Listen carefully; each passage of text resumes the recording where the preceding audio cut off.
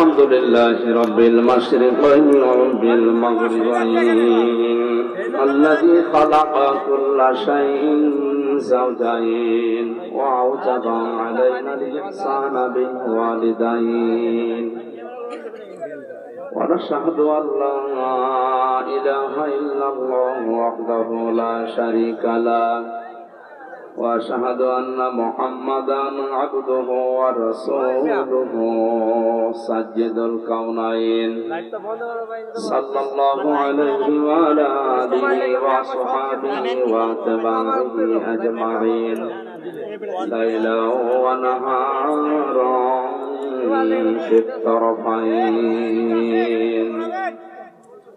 فقد قال الله تعالى في كلامه المجيد وبرهانه التوحيد أعوذ بالله من الشيطان الرجيم بسم الله الرحمن الرحيم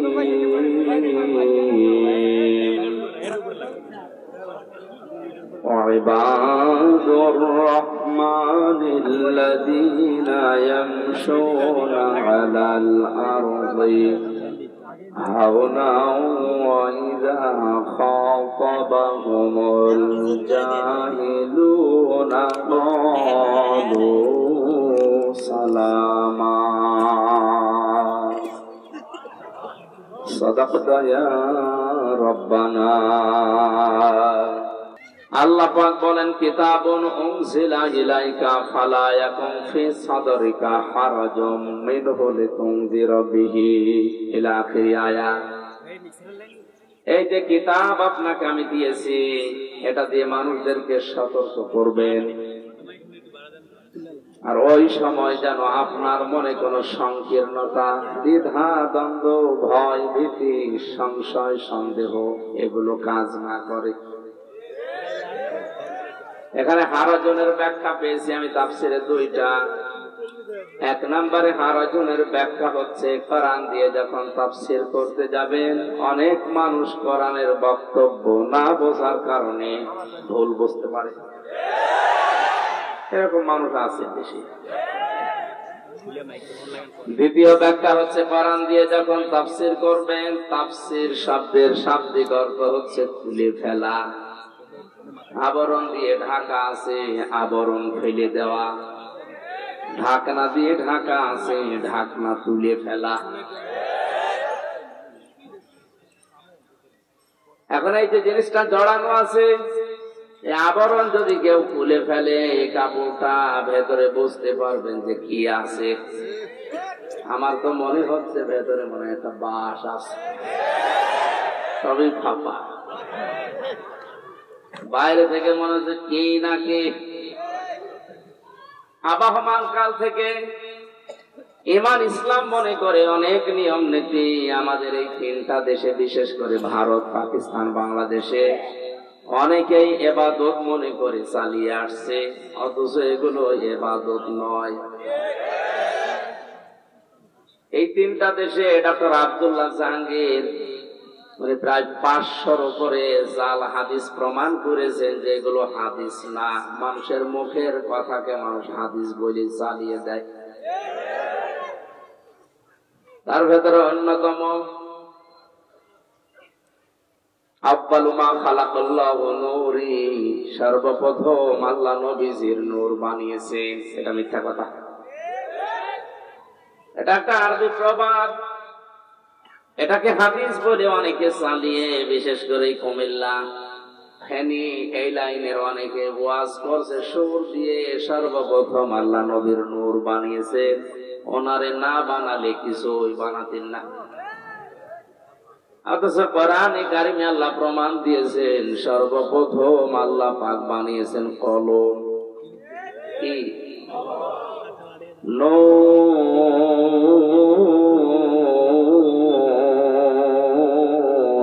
আল কলামি ওয়া মা ইয়াসফুরুন।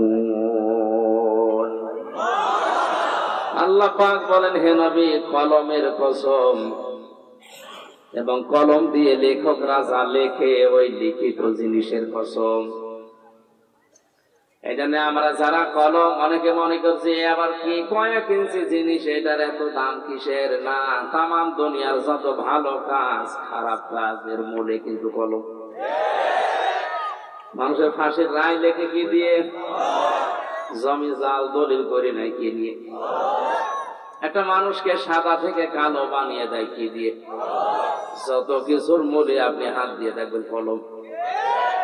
এজন্য কলমের অনেক দাম। এটা যার হাতে থাকে ওকেও আল্লাহ কসম দিচ্ছে, সাবধান, তুমি যা লিখছো এই লিখিত জিনিসেরও কসম দিলাম। হয়তো অধ্যাপক সাহেব 20 বছর পরে পৃথিবীতে থাকবে না, এমন কিছু লিখেছে যেটা থাকবে। ওইটার দ্বারা জাতি যদি উপকার পায়, আল্লাহর পথের সন্ধান পায়, কিয়ামত পর্যন্ত কবরের সওয়াব যেতে থাকবে। আর ওইটার দ্বারা যাতে যদি পথভ্রষ্ট হয়, আল্লাহর পথ থেকে যদি মানুষকে সরানোর জন্য লিখে থাকে, যতদিন পর্যন্ত মানুষ গোমরা হবে ওনার কবরের শাস্তি দিতে থাকবে। এরকম প্রায় 550 উপরে উনি হাদিস জেনেছে। হাদিসের নামে জালিয়াতি, ডাক্তার আব্দুল্লাহ জাহাঙ্গীরের লেখা। এই বইটা যদি শিক্ষিত মানুষ পান, কিনে দেখবেন কত কিছু বানানো চলছে, বিশেষ করে এই 3টা দেশে। তাফসীর করলে ওই নিয়ম নীতি ইবাদত বলে টিকবে না, সব বাতিল হয়ে যাবে। এতদিন পর্যন্ত যারা ওটা ইবাদত মনে করে করছে, তারা আমারে ভালোবাসবে? বলেন বলেন। ওই মানুষগুলো যখন মন খারাপ হবে, বলবে এ কি বলে? যারা আমারে নিয়ে এসেছিল হাতিয়া দফা নজর নিয়াজ দিয়া দূরের কথা, তখন তাড়া দেবে। আল্লাহ জানে হারাজন দিয়ে জানিয়েছেন, কোরআন প্রচার করতে গিয়ে কারো মুখের দিকে আপনার তাকানোর দরকার নেই। কে খুশি কে বেজার ওগুলো বাদ, আমি যেটা বলতে বলেছি ওটা স্পষ্ট ভাবে বলেন। আপনি বলবেন কার তার সামনে? وأنزلنا إليك الذكر لتبين للناس ما نزل إليهم ولعلهم يتفكرون। সূরা নাহাল 14 নম্বর পারার 11 নম্বর পৃষ্ঠার 3 নম্বর লাইনের 44 নম্বর আয়াতের শেষের দিকে আছে। এটা তাফসীরে ফি জিলালিল কোরআনে পাবেন। আল্লাহ পাক বলেন, হে নবী, এই কোরআন, এই জিকির, এই উপদেশ বাণী আপনাকে আমি দিয়েছি, এটা শুধু সুমা খাবেন। হ্যাঁ, স্পষ্ট ভাষায় আপনি বর্ণনা দেবেন, ব্যাখ্যা করবেন। কাদের সামনে? লিন্নাস, মানুষের সামনে। কার সামনে? এই যে লাম শব্দটা আরবি গ্রামার অনুযায়ী তাফসীরে ব্যবহার হয় 13টা অর্থে। এর 1 নাম্বার অর্থ হচ্ছে লাম ব্যবহার করা হয় জীবিত মানুষদের জন্য। তাহলে কোরআন প্রচার করা লাগবে জীবিত মানুষদের সামনে, না মরা মানুষের সামনে? অথচ এদেশের কৃষ্টি কালচার পাল্টিয়ে ফেলেছে অনেকে। কোরআন পড়াও হয় মানুষ মরে গেলে। আর আমার তো যতটুকু ধারণা, মানুষ মরে গেলে যদি কেউ কোরআন পড়ে, ওর জীবন যদি কোরআনের উপরে না চলে, ওর শাস্তি আরো বাড়বে। কারণ ফেরেশতা আজরাইল একা আসে না, হাজার হাজার ফেরেশতা তার সাথে আসবে। আপনি লোকটা মরে গেছে, এখন পড়ছেন ইউসিকুমুল্লাহু ফি আওলাদিকুম লিযাকারি মিসলু হাযিল উনসায়াইন। আল্লাহ পাক ঘোষণা দিয়েছেন, পৃথিবীর বাবারা জমি জায়গা যখন ভাগ বন্টন করবা, এক ছেলেকে যা দিবা 2 মেয়েকে তাই দিবা। এটা আমার আইন। এটা কি? যে লোকটা এই ভাগ, এই বন্টন ঠিক মতো না করে ছেলের নামে সব লিখে দিয়ে মেয়ের মাথায় হাত দিয়ে বলে, মা তোর জন্য দোয়া করে দিলাম, ফেরেশতার ওই কথা দেবে না? এই বেটা, এ আর তোর জীবনে ছিল? তাই কথা বলছে না। এরকম পড়তে পড়তে যত যাবে, ওর জীবনে তো একটাও মেলে না। ওর পরিবার কোরআন দিয়ে চলে নাই। أقرن في بيوتكن ولا تبرجن تبرج الجاهلية الأولى হে পৃথিবীর মেয়েরা, মুসলিম বলে যদি দাবি করো ঘরের পরিবেশে থাকবা, বাইরে যদি যেতে হয় জাহিলি যুগের মেয়েদের মতো রূপ সৌন্দর্য প্রদর্শন করে বের হবা না। এটা আমার আইন। এটা কি? প্রথম শব্দ কি? বারনাফি বয়তি কন্যা, তোমরা থাকবা ঘরের পরিবেশে, ঘরের ভেতরে থাকবা এ কথা না। ঘরের ভেতরে যেমন জ্বালানা আছে, দরজা আছে, ভেন্টিলেটর আছে, বাইরে যদি যেতে হয় অসুবিধা নেই, সব জায়গায় যেতে পারবা, কিন্তু এরকম একটা কিছু দেওয়া লাগবে। জাহিলি যুগের মেয়েরা যেভাবে বের হতো ওইভাবে যদি বের হও, পেছনের যে আমল আখলাক গুলো দু একটা ছিল ওগুলো আমি আল্লাহ সব ব্যর্থ করে দেব, নষ্ট করে দেব। তাফসীরে কাবীরের ভেতরে, খাজেনের ভেতরে পেয়েছি তাবাররুজের অর্থ হয় তিনটা। কয়টা? এক নম্বরে তাবাররুজের অর্থ কোন মহিলা যখন রাস্তাঘাটে আসার নিয়ত করে বের হয় তখন তার সাজগোজ বেড়ে যায়। ঘরের ভেতরে থাকে একরকম, বাইরে আসলে ওদের সাজ বেড়ে যায় না। দ্বিতীয় নম্বরে যখন বাইরে আসে তখন পোশাক আটসাট হয়ে যায়, ছোট খাটো চোস পায়জামা পরে যারা, এটা হারাম, জায়েজ নেই মেয়েদের জন্য। তিন নম্বরে মেয়েরা যখন রাস্তায় আসে তখন মাজা হেলে দুলে চলতে থাকে। এই যে তাবাররুজের তিনটা অর্থ বললাম, এই তিনটাই তো আমি বানালাম নাকি? যারা ব্যাখ্যা করে কোরআনের তাফসীর লেখে তারা লিখেছে এটা অবশ্যই তারা সাহাবীদের থেকে, নবীর কাছ থেকে এই ব্যাখ্যাটা পেয়েছে, না তো লিখতো না। আপনি বলেন তো তাবাররুজের এই তিনটা অর্থ কোন মেয়ে লোকের ভেতরে এখন পাওয়া যায় না? যায় না। এই জন্য বিশ্বনবী কোন মহিলাকে কিন্তু দাজ্জুস বলে গালি দেননি, উনি গালি দিয়েছেন আদ-দাজ্জুসু লা ইয়াদখুলুল জান্নাহ। শব্দের দিকে খেয়াল করেন, এটা কিন্তু মুযাক্কার পুরুষবাচক শব্দ। ওই পুরুষকে দাজ্জুস বলা হয় যে তার মেয়েকে, যে তার বোনকে, তার মাকে, তার বউকে পর্দায় রাখতে পারে না, ওটা যেই হোক ও দাজ্জুস। ইয়াদখুলু মুযারে বর্তমান ভবিষ্যৎ, প্রেজেন্ট ফিউচার।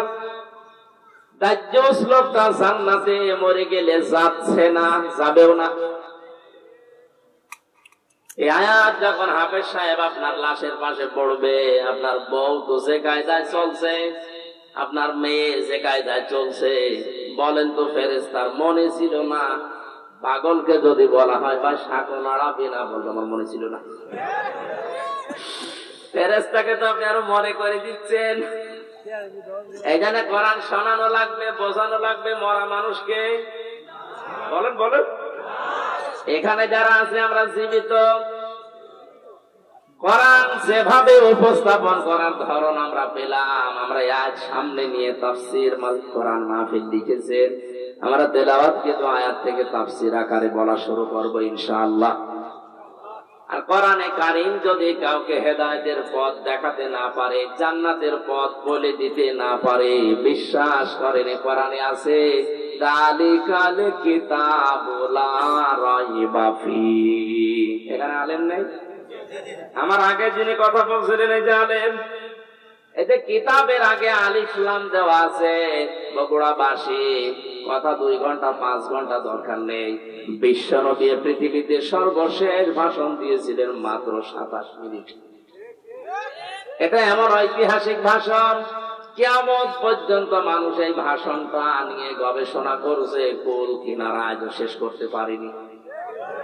ওনার 27 মিনিটের বক্তব্যে তামাম দুনিয়া চলে, আর আমরা 27 ঘন্টা বললেও কথা শেষ হয় না, কারণ আমাদের কথায় কোনো মাল মশলা নেই, কথা অল্প শোনেন।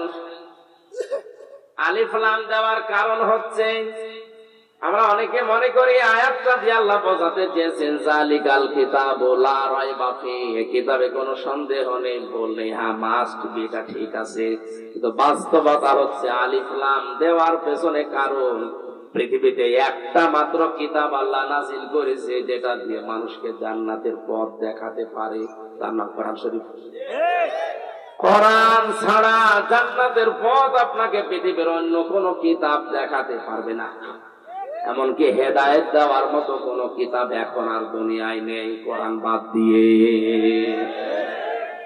এর ব্যাখ্যায় আমি হাদিস পেয়েছি, আল্লাহর নবী বলেন, মানিত্তাবাআল হুদা বিগাইরিল কোরআন আদাল্লাহুল্লাহ। তিরমিজির হাদিস। আল্লাহর নবী বলেন, কোরআনে কারীম বাদ দিয়ে পৃথিবীর কোন জায়গায় যদি কেউ ছোটাছুটি করে, দৌড়িয়ে যায়, তার নিয়ত যতই ভালো থাকুক যে আমি ভালো হতে যাচ্ছি, এই ভালো করে শোনেন, কোন মানুষের নিয়ত যত বড় সত্য থাক, ভালো থাক, সহি থাক যে আমি ভালো হতে যাচ্ছি, কিন্তু সেখানে যদি কোরআন না থাকে, কোরআনের কর্মসূচি না থাকে, এই হাদিসের ব্যাখ্যা হচ্ছে আদাল্লাহুল্লাহ। শব্দটা খুব মারাত্মক শব্দ। আদাল্লাহ ইউদিল্লু বাবে ইফআল থেকে এসেছে। বাংলা অর্থ কি দাঁড়ায় জিজ্ঞাসা করেন তো? যদি নবী দল্লা দিতেন, দল্লা ইয়াদিল্লু, বাংলা অর্থ আসতো আপনি নিজেই নিজেকে খারাপ বানিয়ে ফেলেছেন। কিন্তু আদাল্লাহ শব্দ আসার কারণে বাংলা অর্থ দাঁড়াবে আপনার হয়তো নিয়ত ভালো ছিল, কিন্তু কোরআন সেখানে ছিল না, এই জন্য আল্লাহ নিজে দায়িত্ব নিয়ে আপনাকে খারাপ বানাবে। এ কথার লোড টের পাচ্ছেন কত? হেদায়েত দেওয়ার একচ্ছত্র মালিকানা হানজার। বলেন বলেন। আমরা সবাই বিশ্বাস করি মানুষকে হেদায়েত দিতে পারে শুধুমাত্র কে? এটা নবীজিও পারে না। নবীজি যদি পারতেন, ওনার চাচা আবু তালেবকে মুসলমান বানিয়ে ফেলতেন। কানের কাছে যে বলেছিলেন, ইয়া আম্মি আবি তালিব কুল লা ইলাহা ইল্লাল্লাহ হাজ্জুল লাকা ইনদাল্লাহি ইয়াউমাল কিয়ামাহ, রাহুল বুখারী। হে চাচা, জোরে বলা লাগবে না, আমার কানের কাছে মুখ নিয়ে শুধু আস্তে করে আল্লাহর ঘোষণা দেন যে লা ইলাহা ইল্লাল্লাহ মুহাম্মাদুর রাসূলুল্লাহ বলার দরকার নেই, কারণ ওটা আমি নিজেই জানি। আপনি শুধু আল্লাহর ঘোষণাটা আমার কানের কাছে শোনান যে আমি সাক্ষী আছি, তাহলে কিয়ামতে ঝগড়া করে আপনাকে আমি জান্নাতে দিয়ে দেব। পাশে দাঁড়িয়েছিল আবু সুফিয়ান আর আবু জেহেল। ডাক দিয়ে বলে, নেতা পড়বা, সারা জীবন বাপদাদার ধর্ম অনুসরণ করলে, এখন এই নতুন ধর্ম ভাতিজা এনেছে, এটা মেনে নিয়ে কলঙ্কিত হবা।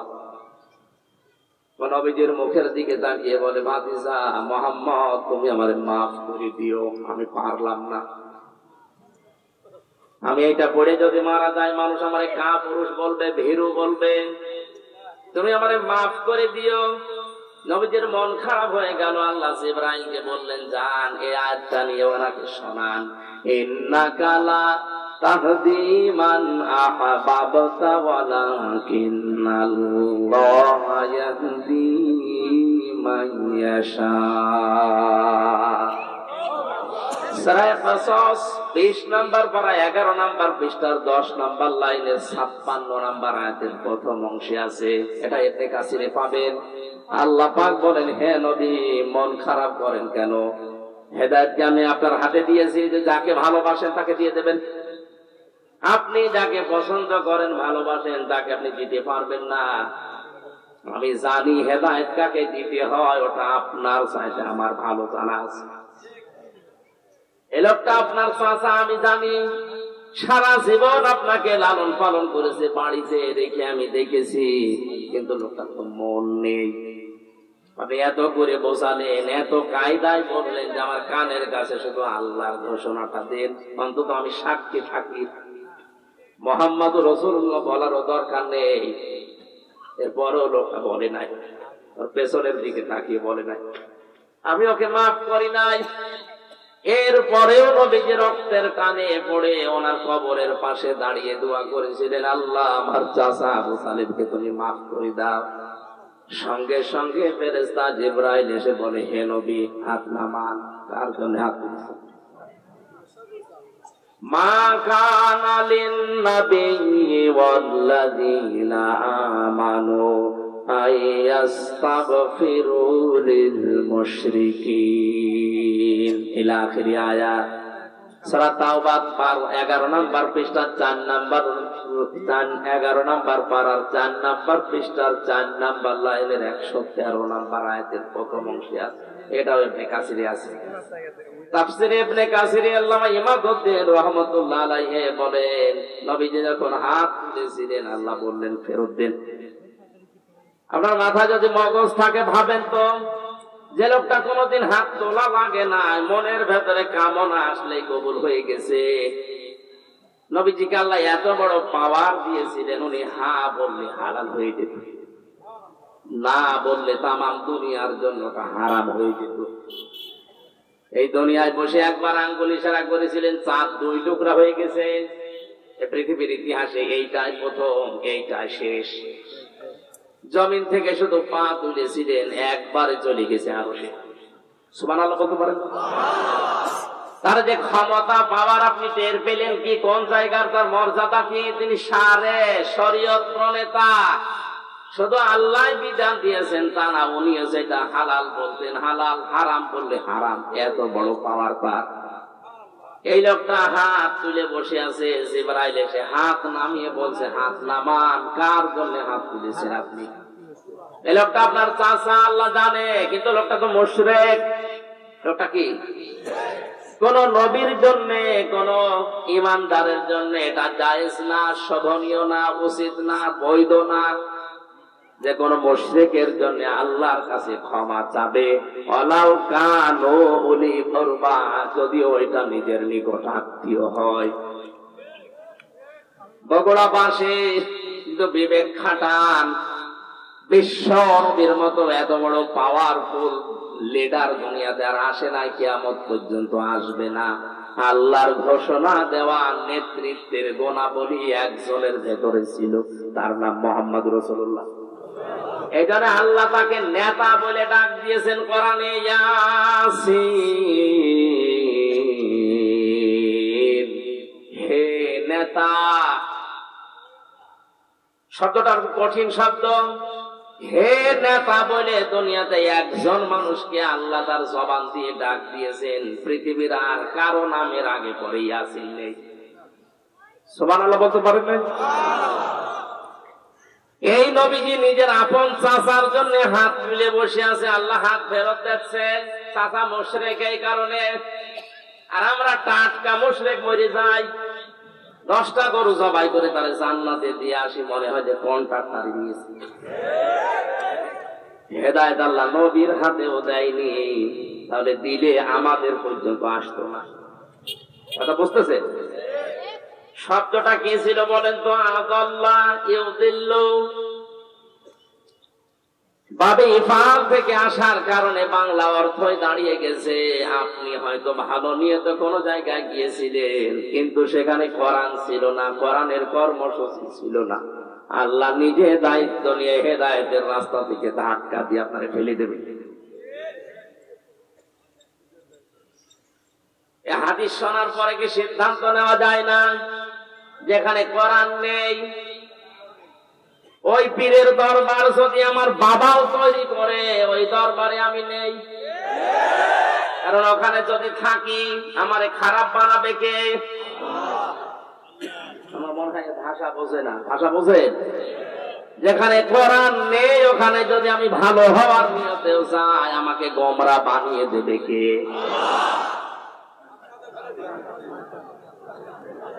এর বাস্তব প্রমাণ বাংলাদেশের এই দরবারগুলোর দিকে তাকান। 48,000-এর উপরে সরকারি জরিপে এখন পীর। অধিকাংশ দরবারে দেখতে পাচ্ছি আমরা মানুষ যাওয়ার পরে আরো ভালো হওয়ার পরিবর্তে খারাপ হয়ে যাচ্ছে। আমাদের কুষ্টিয়ার লালনের মাজার, মানুষ ভালো হওয়ার নিয়তে এই বগুড়া কুড়িগ্রামে সমস্ত জেলা থেকে বউ ছেলে মেয়ে বেটা বনিয়ে যাচ্ছে।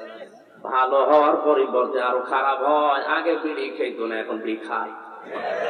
আগে গাঁজা কি চিনত না, এখন গাঁজা খায়। ও লোকটা ভালো হয়েছে না খারাপ হয়েছে?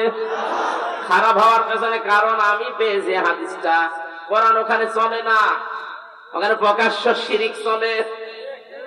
আর আমার তো যতটুকু পাশে বাড়ি, বাস্তবে দেখেছি সারা বাংলাদেশ মিলিয়ে আপনি যতটুকু গাঁজা পাবেন তার চাইতে বেশি গাঁজা পাওয়া যাবে দরবারে। পুলিশ পাহারা দিয়ে গাঁজা খায়, বলেন সুবহানাল্লাহ। এটা সুবহানাল্লাহ বলার দরকার নেই। ওখানে কোরআন নেই, এ কারণে মানুষ যাচ্ছে ভালো হওয়ার নিয়তে। ভালো হচ্ছে না খারাপ হচ্ছে? আরো বিভিন্ন জায়গার নাম নাই নিলাম, তাহলে সিদ্ধান্ত নিয়ে ফেলেছেন যেখানে কোরআন নেই আমি মরণের আগে ওখানে আর যাব না। এটা শুধু সামিয়ানার নিচে না, মানে ওয়াজ তো হয়ে গেছে, কথাটা মেনে নিলে এদেশে আর কিছু থাকবে? কোরআন যেখানে নেই ওইরকম দল যদি আমার বাবাও প্রতিষ্ঠা করে ও দলে আমি নেই, এইটা হালকা রাজনীতি না? মানে আমার মনে হয় মাথায় যদি মগজ থাকে, আপনি হাদিস বুঝেছেন, এরপরও যদি কেউ না বোঝার ভান করে থাকে, ওর কপালে আর হেদায়েত নেই। দরুদ আর সালাম পড়ছে নবী মুহাম্মদ রাসূলুল্লাহ সাল্লাল্লাহু আলাইহি সাল্লামের প্রতি। আজকের তেলাওয়াত কিছু আয়াত সূরা ফুরকানের 63 নম্বর আয়াত, একটা মাত্র আয়াত পড়েছি। আমাকে আল্লাহ যতটুকু যা দিয়েছে কোরআন সম্পর্কে, এই আয়াত থেকে শেষ পর্যন্ত প্রায় 12টা গুণ অর্জন করা লাগবে কেউ যদি রহমানের বান্দা বলে দাবি করে। কয়টা? ফাদখুলি ফি ইবাদি ওয়াদখুলি জান্নাতি। আল্লাহ পাক বলেন প্রবেশ করো আমার বান্দাদের ভেতরে, আর আমার বান্দা যারা হয়ে যাবে তাদেরকে দিয়ে আমি জান্নাত পরিপূর্ণ করব। সুতরাং আমরা জান্নাতে যেতে হলে বান্দা হওয়া লাগবে কার? আরো জোরে বলেন।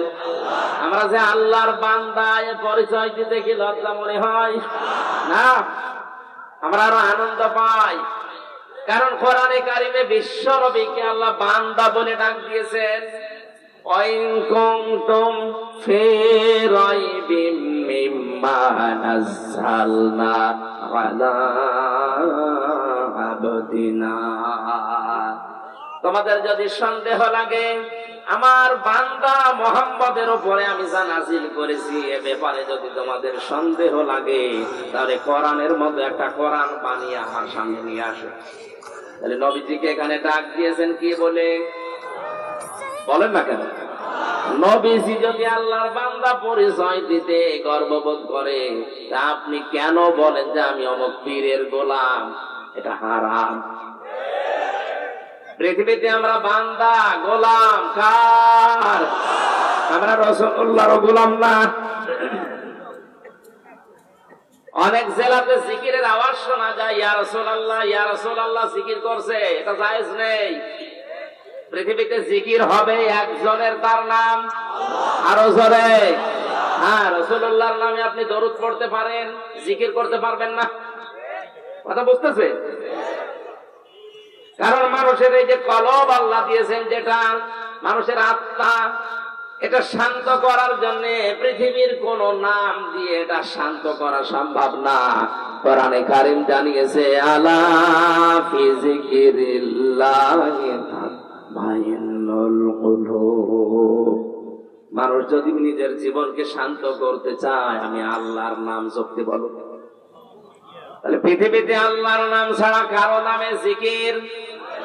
আরো জোরে বলেন। আমরা যে আল্লাহর বান্দা দাবি করছি, মনে করছি, এটাতে আমাদের কোনো অপমান নেই, আমরা আরো খুশি। আমরা বান্দা কার? রাসূলুল্লাহর। বলেন বলেন। হ্যাঁ, রাসূলুল্লাহর বান্দা দাবি করা যেখানে জায়েজ নেই, সেখানে পীরের গোলাম দাবি করা জায়েজ হয় কি করে? সুতরাং এরকম ভুল পথে যারা আছেন ফিরে আসবেন। এই পৃথিবীতে আমরা একজনের বান্দা, গোলাম, দাস, সার্ভেন্ট যাই বলেন, তিনি আমাদের মালিক আল্লাহ। জবান খুলে বলেন কে? ওই আল্লাহ বলেন আমার বান্দা যারা দাবি করবে তাদের ভেতরে 12টা গুণ পাওয়া যাবে, নারী হোক আর পুরুষ হোক। ওয়াইবাদুর রহমানিল্লাযীনা ইয়ামশুনা আলাল আরদি হাওনা। আমি রহমানের বান্দারা যখন জমিনে চলাফেরা করবে, তখন এরা অহংকার নিয়ে, ডাক নিয়ে চলবে না, এরা নম্র হয়ে, ভদ্র হয়ে চলবে। আয়াতের ব্যাখ্যায় আমি একটা হাদিস পেয়েছি, ভালো করে শুনুন। আমার বয়স এখন 33 বছর। নবীজি বলেন তোমার জীবনের পেছনের ইবাদত বন্দেগী কবুল হচ্ছে কিনা বা হয়েছে কিনা যদি দেখতে চাও তাহলে নিজের জীবনের দিকে তাকিয়ে এইটা লক্ষ্য করবা যে তোমার মানুষের সাথে আচরণ কেমন। মানুষের সাথে মুআমালাত মুআশারাত আচরণ যদি ভালো হয়, পশুর মতো না হয়, মানুষের মতো হয়, তাহলে বুঝবা যে তোমার ইবাদত পেছনেরটা কবুল হয়েছে। আমাদের অতিথি সাহেবের একটা কথা আমার কোরআনে কারিমের সাথে মিলেছে, কানে এসে বেজেছে। আমরা অনেকেই মনে করতাম আদম আলাইহিস সালামকে আল্লাহ বানিয়ে ফেরেশতাদেরকে বলেছিলেন সেজদা দাও। এ কথা আমরা জানি না। কেন সেজদা দেওয়ার জন্য বলেছিলেন? আমরা তাফসীর অনেক জায়গায় অনেক ভাবে শুনেছি যে এই কারণে ফেরেশতাদেরকে বিভিন্ন জিনিসের নাম দেখিয়ে বলেছিলেন এগুলোর নাম বলো। ফেরেশতারা বলতে পারে নাই, আদম নবী বলে দিয়েছে এই জন্য তার সেজদা দেওয়ার জন্য না। কথা এতটুকু না, আসল কথাটা এর ভেতরে নেই। এখন আধুনিক তাফসীর পড়লে আপনি পাবেন। এখন যদি বলেন তাহলে 1200 বছর 1300 বছর আগের যে তাফসীর এগুলো ভুল না, ভুল না। যুগের জ্ঞানের আলোকে বাস্তবতার নিরিখে আপনাকে মেলানো লাগবে। 1500 বছর আগে কেউ কল্পনা করেছে যে কম্পিউটার আবিষ্কার হবে? কথা বলেন না কেন? ভিডিও ক্যামেরায় যে চলছে, একটা জিনিস অতীত হয়ে যাওয়ার পরে ওটা আবার হুবহু ভাবে দেখানো যায়। এই ক্যামেরা আবিষ্কার হওয়ার আগে কারো মাথায় কল্পনা ছিল? কোরআনে কারিমে আল্লাহ জানিয়েছেন ফামাইয়ামাল মিসকালা যাররাতিন খায়রান ইয়ারা। দুনিয়াতে কেউ যদি যাররা পরিমাণে ভালো খারাপ কাজ করে কিয়ামতে তাকে ওইটা দেওয়া হবে। ঠিক আছে না? ঠিক এখানে এরর আছে। কিন্তু আপনি আগের তাফসীর দেখেন, 1200 বছর আগে 1000 বছর আগের তাফসীরে লেখা আছে দেওয়া হবে। কারণ ওই সময় তো ভিডিও ছিল না, ক্যামেরা ছিল না। ওনাকে যতই আপনি 1000 বছর আগে বোঝাতে এটা কিন্তু তোমার দেখানো হবে, আপনাকে পাগল বলতো। কি বলেন আপনি? একটা জিনিস অতীত হয়ে যাওয়ার পর আবার দেখানো যায় কি করে? কিন্তু এখন যদি বলা হয় দুধের বাচ্চাও বুঝবে। বঙ্গবন্ধু সে 71 সালে কি ভাষণ দিয়েছে, ওটা হাত নাড়িয়েছে কি করে এখন দেখা যাচ্ছে। কথা বলেন না? 53 বছর আগের জিনিস যদি এখন দেখানো যায়, আমি মারা গেলে আমার এই 50 বছরের রেকর্ড আল্লাহ দেখাতে পারবে না। উনি এত দুর্বল। এই জন্য এখন তাফসীর করা লাগবে। এরা মানে দেওয়া হবে না, এরা মানে দেখানো হবে। আপনি কাকে কোন জায়গায় কোন অবস্থায় থাপ্পড় দিয়েছেন অন্যায় ভাবে, কিয়ামতে আপনি ভিডিও ক্লিপ আকারে দেখতে পাবেন যে এই যে ক্ষমতার অপব্যবহার করে থাপ্পড়, গোপন ষড়যন্ত্র করে কাকে কোন রাতে ধরিয়ে দিয়েছেন কেউ জানে না, ওই দিন দেখতে পাবেন। এটা কি 100 ভাগ বিশ্বাস করেন? বলেন। এটা 100 ভাগ বিশ্বাস যদি মানুষের ভেতরে থাকে, কোন কারণে নামাজ পড়ে, রোজা রাখে, এরপরও বিনা কারণে মিথ্যা মামলা দিয়ে মানুষকে আটকে রাখে। জেলখানায় 3টা বছরের ভেতরে থেকে আমি যেটা বুঝেছি, ওখানে 1 লাখের উপরে আসামি আছে সারা দেশে। আমার মনে হয় মিথ্যা মামলাগুলো বাতিল হয়ে গেলে 10,000 মানুষ জেলে থাকবে। আন্দাজে 1 কেস দিয়ে রেখে দিয়েছে, বছরের পর বছর কিছু জানেই না। শত্রুতা আছে, ছোট মেয়েকে দিয়ে জেনার অপবাদ দিয়ে, ধর্ষণের মামলা দিয়ে তার 5 বছর জেল খাটিয়েছে। অথচ জেনা কি ধর্ষণ কেউ লোকটা বসেই নিছে। যে একটা রাগ আছে, ওই রাগ তুলতে গিয়ে নিজের মেয়েকে নিজের বোনকে ব্যবহার করে এরকম নিম্নি মানুষ নামে। আমি তো এটা বানালাম। এটা মানুষের উপরে অপবাদ চাপিয়ে দেওয়া, এটা যে কত বড় মারাত্মক। আমি শিক্ষার জন্য বলছি এটা কয়েক মিনিটে। ইমাম মালিক রহমতুল্লাহ আলাইহির জামানায় একটা মেয়ে লোক মারা যাওয়ার পর পাশের পাড়া থেকে এক মেয়ে লোক এসে তাকে লাশ ধোয়ানোর জন্য সাহায্য করছে। হঠাৎ করে তার এই রানের উপরে হাত গেছে আটকিয়ে। হাত আটকিয়ে যাওয়ার পরে আর খোলে না। এলাকার মসজিদের ইমাম যিনি কাজী, যিনি তাকে ডাক দেওয়া হলো, হাত খোলে না। কয়েক ঘন্টা চলে যাচ্ছে, মেয়েটা কান্নাকাটি করছে। ইমাম সাহেব ডাক দিয়ে বলছে, এক কাজ করেন, জীবিত মানুষের তো কিছু করা যাবে না, এই যে মহিলা মারা গেছে ওর চামড়া ওই জায়গা থেকে গোল করে কাটি বাদ দিয়ে দেন। ওই মহিলার স্বামী আর সন্তান রাজি না, না আমার মা খুব ভালো মানুষ, আমার স্ত্রী অনেক পরহেজগার নেককার, মারা গেছে, এখন তার চামড়ার এই রানের চামড়া কেটে বাদ দেবেন, এটা আমরা মানি না, দরকার ওই মহিলার হাত কেটে বাদ দেন। ওই মহিলার যারা দায়িত্বে আছে স্বামী সন্তান, ওরা বলছে না আমরা এসেছি উপকারের জন্য, আর এখন আমাদের হাত কেটে দেবেন, এটা আমরা মানি না। বড় বিচারক ডাকতেন, প্রধান বিচারপতি ওই সময় চিফ জাস্টিস ছিলেন ইমাম মালিক মদিনায়, তাকে ডাক দিয়ে নিয়ে আসা হলো যে আপনি ফায়সালা দেন। উনি আসলেন ঘোড়ায় চড়ে, পর্দা দিয়ে মেয়েকে আটকিয়ে দিয়ে কয়েক ঘন্টা হয়ে যাচ্ছে, মেয়েটা কান্নাকাটি শুরু করেছে। ইমাম মালিক ডাক দিয়ে বলে, আল্লাহর বান্দি সত্যি করে বলো কি কি করেছো। মেয়েটা সেই শুরু থেকে শেষ পর্যন্ত বললেন। ইমাম মালিক বলে, না এর ব্যাপারে কোন রহস্য লুকিয়ে আছে, কিছু কথা তুমি বাদ দিয়েছ। উনি মনে করছে ইমাম মালিক সব জেনেছে, না আমি কিছুই জানি না, আমি কোরআনের সাথে হাদিসের সাথে যে রাডার আমার হাতে আছে মিলিয়ে দেখলাম এটা মিলছে না, তোমার হাত তো এমনিতে আটকিয়ে যাওয়ার কথা না, সত্যি করে বলো কি হয়েছে। মেয়েটাকে ধমক দেওয়ার পরে এবার বলছে, ইমাম আমি মেয়েটাকে যখন লাশ দেওয়ার জন্য পোশাক পায়খানা পরিষ্কার করে লজ্জা স্থানের কাপড় তুলে রানের উপরে হাত দিয়েছি, এই সময় একটা খারাপ ধারণা ওর উপরে আমি নিক্ষেপ করেছিলাম, ওর চরিত্রে। মারা যাওয়ার কিছুদিন আগে মেয়েটার বাড়ির সামনে দিয়ে একটা পুরুষের হাত ধরে বাড়ির ভেতরে যাচ্ছিল, একটা খারাপ ধারণা করেছিলাম লাশ ধোয়ানোর সময়। পরবর্তীতে জানতে পারি যে ওটা না, ওইটা আসলে তার পরপুরুষ ছিল না, ওটা তার ভাইয়ের আপন ভাইয়ের ছেলে। যে 14 জন পুরুষের সাথে দেখা করা যায় যাচ্ছে, তার ভেতরে আপন ভাইয়ের ছেলে আছে। কথা বুঝতেছে? যেহেতু এর সাথে বিয়ে হারাম, এর নিজের ভাইয়ের ছেলে বোনের ছেলে, এটা নিজে হাত ধরে নিয়ে যেতেই পারে, কোনো অসুবিধা নেই, কারণ এর সাথে বিয়ে করা কি ধারণাটা আমি নিক্ষেপ করেছিলাম তার চরিত্রে। আমি যে ধারণা করতে করতে আমার হাত দেখে আমার ওই কথা যখন আবার স্মরণ হয়েছে, আমার হাত গেছে আটকিয়ে। ইমাম মালিক বললেন, এইটাই তো আসল বিষয়। অমায়ে ইয়াকসিবে খাফিয়াতান আও ইসমান সুম্মা ইয়ারমি বিহি বারিয়ান ফাকাদ ফাসামালা বুহতানা ওয়া ইসমান মুবিনা। সূরা নিসা 5 নম্বর পারা 15 নম্বর পৃষ্ঠার 12 নম্বর লাইনের 112 নম্বর আয়াতটা।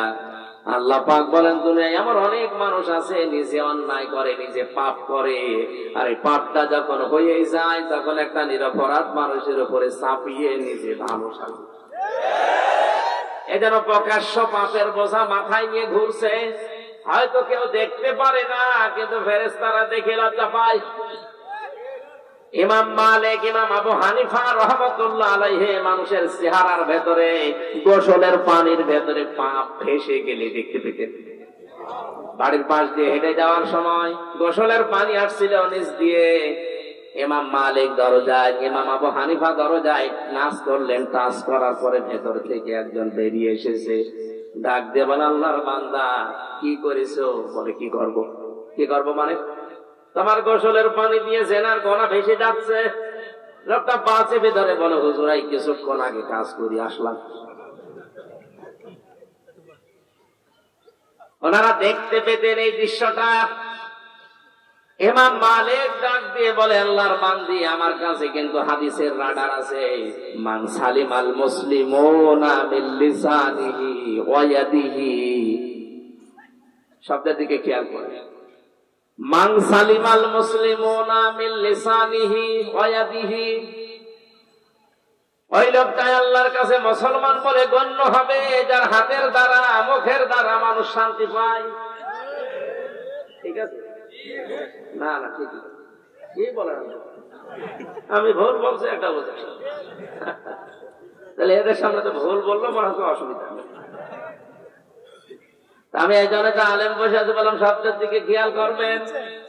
মান সালিমাল মুসলিমুনা মিন লিসানিহি ওয়া ইয়াদিহি, মুসলমান ওইটা যার হাতের দ্বারা মুখের দ্বারা মানুষ শান্তি পায়। শব্দ নেই, মুসলমান শান্তি পায়। আপনি হিসাব করে বলেন তো, আপনার হাতের দ্বারা, হাত মানে এই হাত না, ক্ষমতার হাত, পাওয়ারের হাত, আইনের হাত, টাকা পয়সার হাত, প্রভাব প্রতিপত্তির হাত, দলীয় হাত। হাতে এখানে এজনের 99টা অর্থ আছে। আমার এই সমস্ত হাত দ্বারা, আমার মুখের দ্বারা আসলে মুসলমানেরা কি শান্তিতে আছে?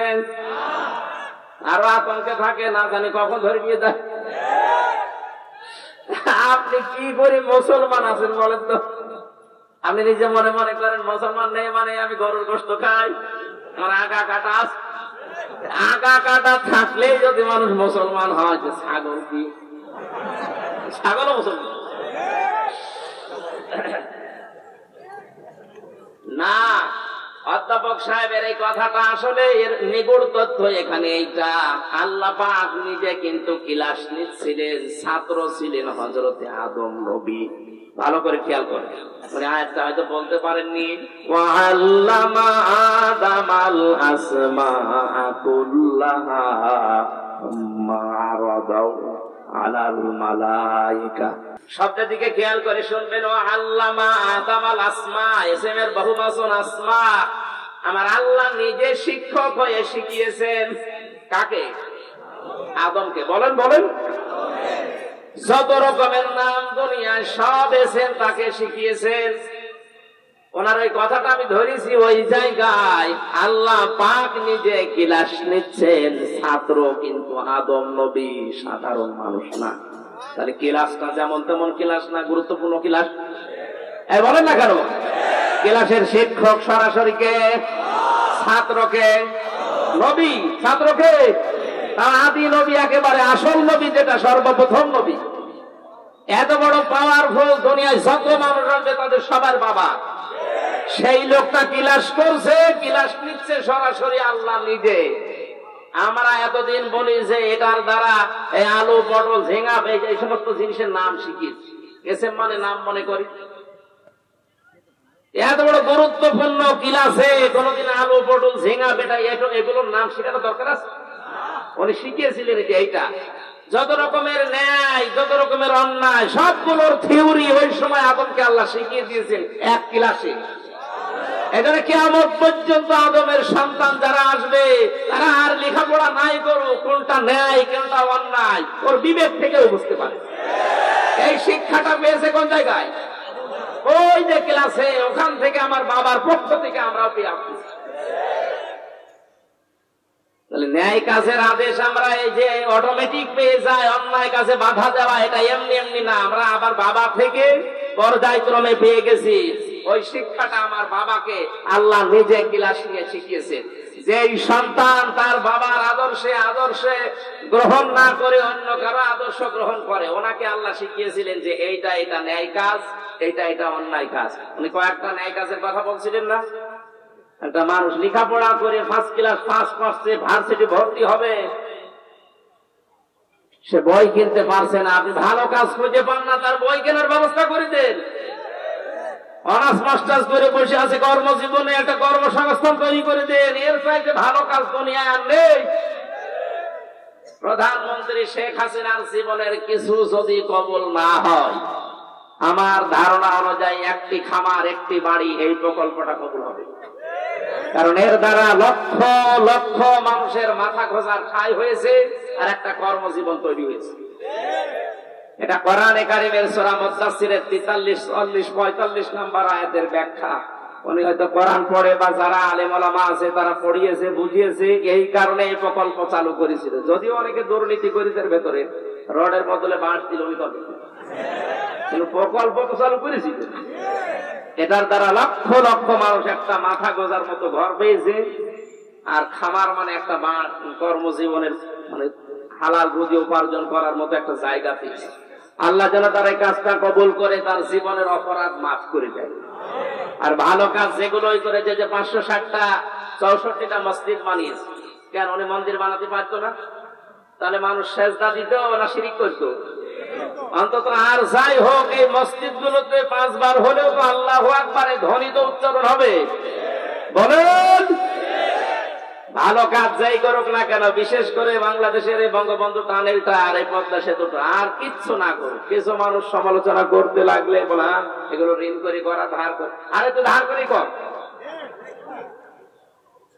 রাস্তাঘাটের অবস্থা একেবারে খারাপ না, অনেক ভালো হয়েছে। কাজ যা চলছে যদি সঠিকভাবে এগুলো বন্টন সুষ্ঠু ভাবে হয়, এ দেশও দেখার মতো হয়ে যাবে ইনশাআল্লাহ। মারিং কাটিং তো একটু কমানো লাগবে, এইটা ঝামেলায় আছে। মানে আমার চরিত্রটা কিছু দিলে আগে। এবার তোমার শাস্তির ব্যবস্থা আমি করব। والذين يرمون المحصنات ثم لم يأتوا بأربعة شهداء فاجلدوهم 80 جلدة ولا تقبلوا لهم شهادة أبدا। এ ভালো করে শুনেন। আর যারা এই অন্যের দোষ দেন, ইমাম মালিক মেয়েটাকে ডাক দিয়ে বলেছে, আল্লাহর বান্দি, বিচার তো করা লাগবে আমার নিজের রায় না, কোরআনের রায়। প্রথম নাম্বারে আপনাকে 80টা বেত মারা লাগবে চামড়ার চাবুক দিয়ে, যেহেতু কোরআনে আল্লাহ রায় দিয়েছেন জাল্লাত নিয়ে আসো। 79টা হয়ে গেছে, আর একটা মাত্র বাকি আছে, কিন্তু হাত খোলে না। জাল্লাত বজর রায় দিলেন, আর একটা মাত্র বাকি আছে। এখন যদি হাত না ছড়ে তাহলে তা আপনাকে ধরে মানুষ পিটাবে। ইমাম মালিক কোরআনের প্রতি এমন অগাধ বিশ্বাস ছিল তার, তিনি তেলাওয়াত করলেন জনগণের সামনে, ওয়াতাম্মাত কালিমাতু রাব্বিকা সিদকাও ওয়া আদালা লা মুবাদদিলা লিকালিমাতিহি ওয়া হুয়াস সামিউল আলীম। সূরা নাম 8 নম্বর পারা, প্রথম নম্বর পৃষ্ঠা 10 নম্বর লাইনের 115 নম্বর আয়াত। এটা তাফসীরে হাক্কানীতে আছে। এটা আল্লাহ পাক বলেন, হে নবী, আমার কালামের প্রতিটি কথা কিন্তু সত্য। কোরআনে যত কথা আমি আল্লাহ দিয়েছি সব কথা কি 1 নম্বরের গুণ এটা। 2 নম্বরে আমার কোরআনে কোনো আঁকা বাঁকা বেকাতারা কথা নেই, যা আছে ইনসাফপূর্ণ কথা, ন্যায় বিচার দিয়ে পরিপূর্ণ। 3 নম্বরে কিয়ামত পর্যন্ত আমার এই কালাম পরিবর্তন করা, উল্টা পাল্টা লাগবে না। কিয়ামত পর্যন্ত আমি যা দিয়েছি ওইটাই থাকবে। বলেন সুবহানাল্লাহ। ইমাম মালিক বলে, জাল্লাত আল্লাহর কালেমা পরিপূর্ণ সত্য দিয়ে, ইনসাফ দিয়ে, ন্যায় বিচার দিয়ে, আমি তো ন্যায় বিচারই করেছিলাম। এত কোনো পরিবর্তন নেই যে 80টা হচ্ছে না, আরো 80টা মারো হবে না, কারণ যেইটা আল্লাহ দিয়েছেন ওইটাই।